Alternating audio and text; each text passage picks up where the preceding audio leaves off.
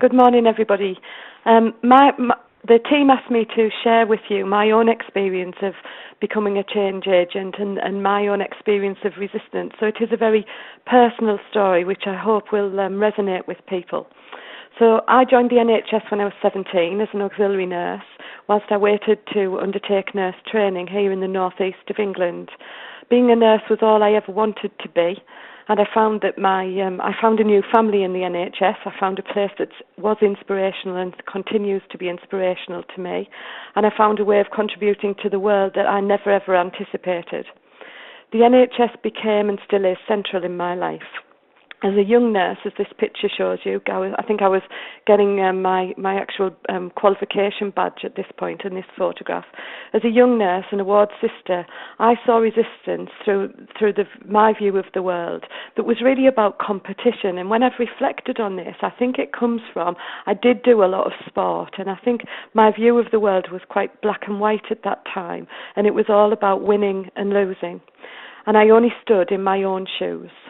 Once I'd researched a situation and come to my own conclusion about how the world should look, then I believed that my role was to work with the good guys. Next slide. Next slide, please, Helen.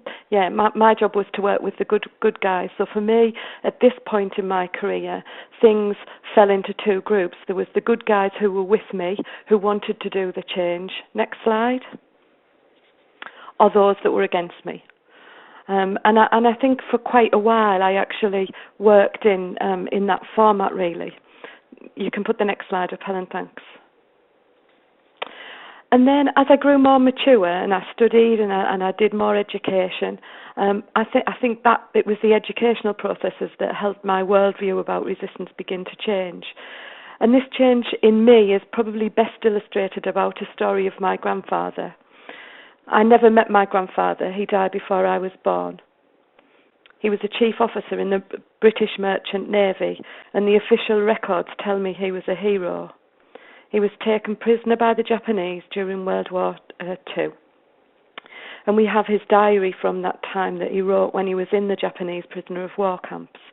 And in those diaries he shares with us via his story, the story of guards who gave the prisoners extra food. And you have to remember, as this image suggests to us, these people were starving. They were literally starving to death.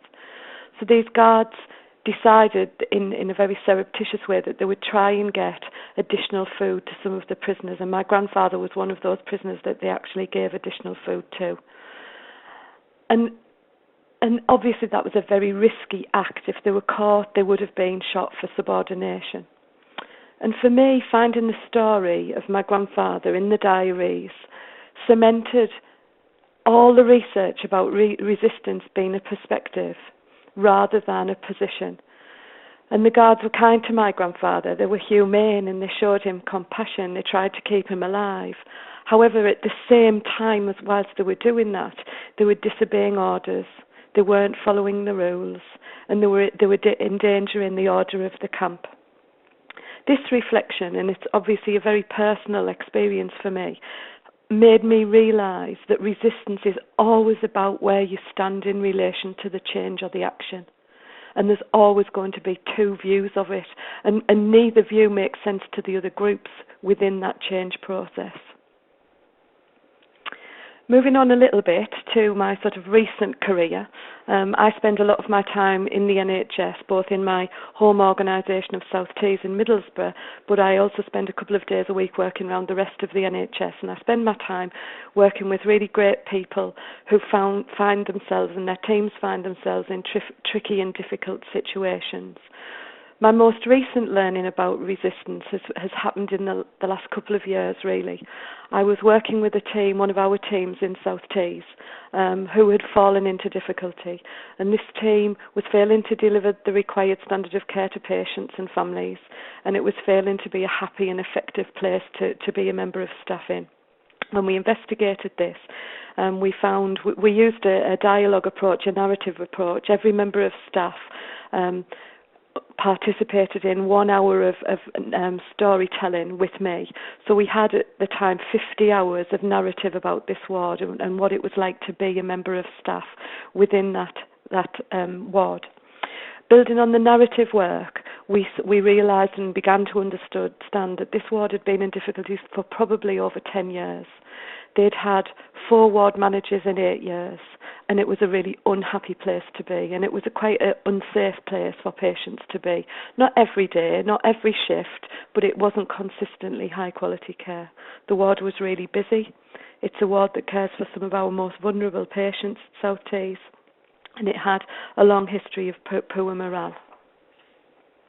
We did a piece of work as part of our listening exercise and our working with staff to gather their stories. And the staff told us, 93% of the staff working on that ward told us that the care wasn't good enough for their family. And I just want you to stop for a minute and imagine what it feels like as a change agent when 93% of staff tell you that care on that ward is not good enough for their family. So I and many others worked with this team for over 18 months, and things got better, but they didn't get consistently better. They still continued to be up and down. And when I say work for 18 months, we were in there literally every day, doing interventions, training interventions, coaching interventions, supervision interventions. We had senior nurses working with people, shadowing people, working alongside of them. We did everything I knew how to do. After 18 months, we had another serious untoward incident, and I was personally devastated. I'd done everything I knew how to do. We'd applied all the skill and knowledge of over 30 years of experience, and having considered long and hard, I recommended that we should consider closing the ward. My wise colleague, she was then our Director of Nursing, Tricia Hart, was also bereft. We regrouped, and she told us to take some time overnight and consider our opinions, and to regroup in the morning and think about what we could do. This was a really dark time for me. I couldn't explain the stubbornness of the team dynamic. I felt I was letting everybody down. Moving forward, I knew I had to find a bridge to a different way of dealing with what people may call resistance. We had to create a different way of movement, and we had to create more depth. So in this dark time, I began to research other approaches that I'd never considered before, and I found the work of Kagan and Leahy that you can see on the slide in front of you, and I would commend that work to you. It's a very different way of thinking about ourselves and the way we hold ourselves in patterns of behaviour with our habits that hold us in sometimes behaviour that isn't appropriate. And the example I usually use with the teams is Kagan and Leahy talk about competing commitments, that we can want something really badly and understand the rational sense of that situation, but we can act in a way that goes against the goal we actually seek for ourselves. So the example I usually use with the teams in South Tees is, you can be trying to lose 7 pounds of weight and have a really bad day, and you've stuck to your diet all day, and on your way home you drive past McDonald's. You've still got that goal of losing 7 pounds, but you drive into McDonald's and you buy the Big Mac and you eat it.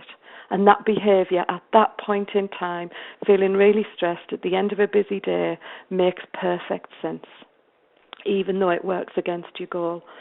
This model unlocked for us a whole range of interventions that we now use in South Tees. We designed and built in South Tees, which have been phenomenal in terms of improving things. And we've linked you to some of the stories that the staff have told and worked with Pip Hardy in terms of what they found through this process. So my final input this morning is, last slide please, is to tell you about my level of resistance now. Today, as I sit here, we've just bought a new house, my husband and I. We're not actually living in it because my husband's deconstructing it more and more each day. But one of my jobs in this deconstruction process is to decide what colour the walls have to be. And I found something really important about myself, is I can't get over my resistance to painting my houses cream. Every time I try and be brave and think I'll have a nice aubergine colour or a nice navy blue and I'll have a feature wall, I go back to B&Q and I look along all the pots of cream paint and I talk about the warm creams and I talk about the cool creams, and I decide on a nice colour last week called Daffodil White. I hope that's been of some help to you all.